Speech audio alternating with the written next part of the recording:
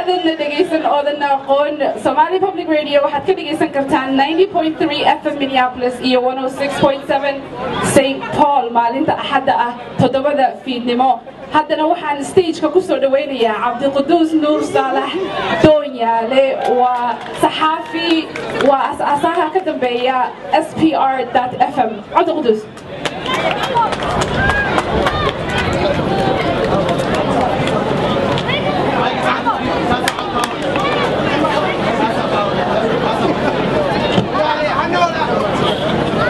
وقتيada socdaalka ah ayaamaha silsilada ah xilliyada balsuure soo jira hadaad tahay sadarada dib ugu noqo Soomaali waa kuma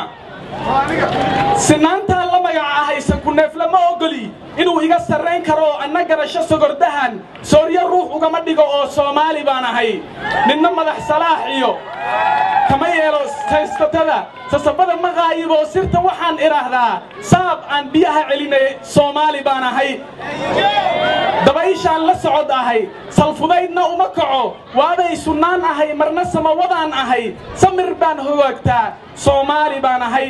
inkastoon saboolahay haddana waan sariigtaa sacabada ma hoorsado saaxiibnimaan nahay cadowgaygii lama simo Soomaali baan ahay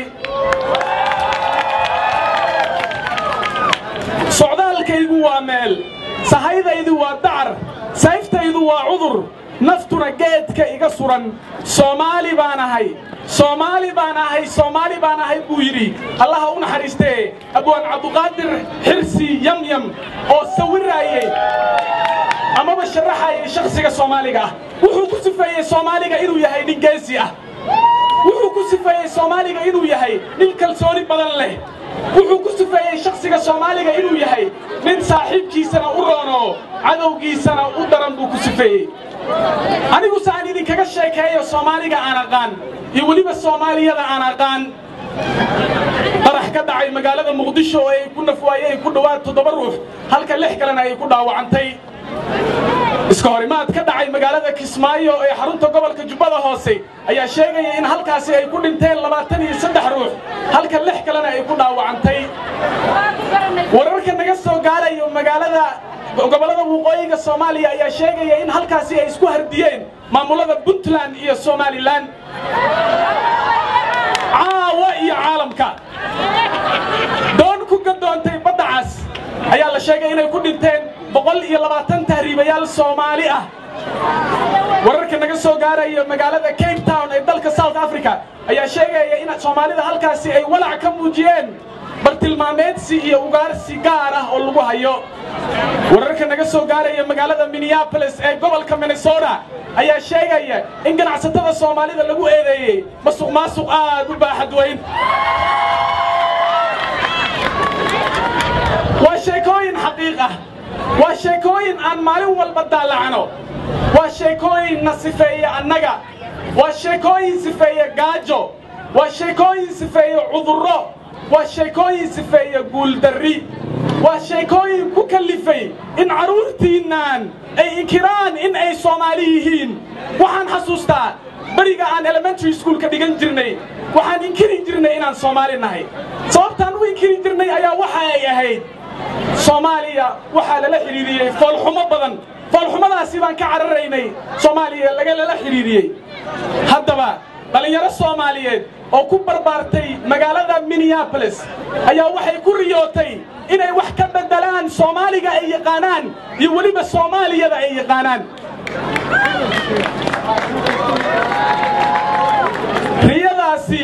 ayaa waxa ay dhalisay idaacadda Somali Public Radio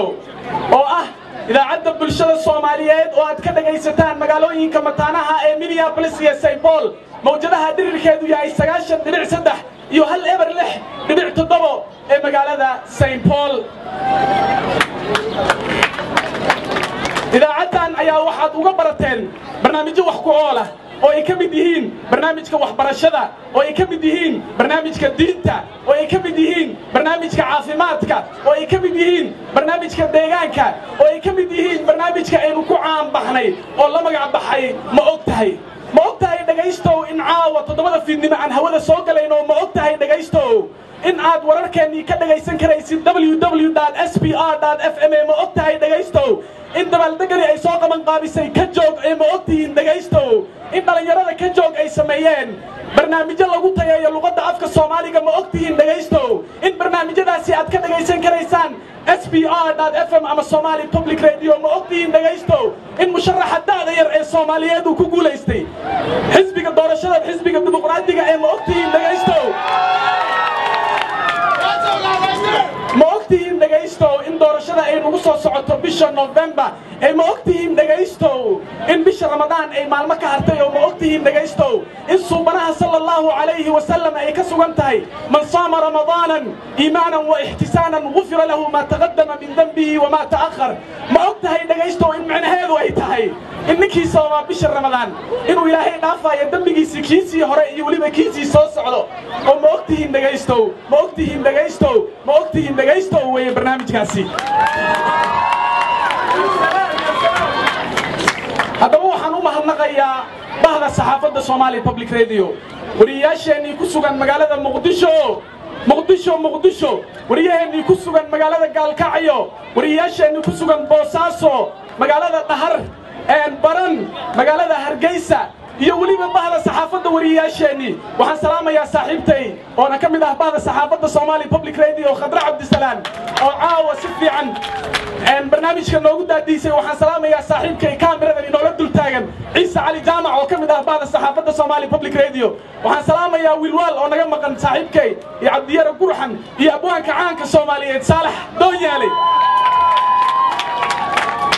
ugu dambeyntii waxaan idinkaga tagayaa himiladeennii hadafka aynu tiigsanayno iyo waliba sababta aan u aasaasnay idaacadan ayaa waxa ay tahay in wiilkiinni yar Soomaaliga ah ama gabadhiinni yar Soomaalida ah marka ay aragto maraayada ay isku aragto ay tiraado alla ilaahay waan qurxoonahay waayo Soomaali baanahay Soomaaliya noolaada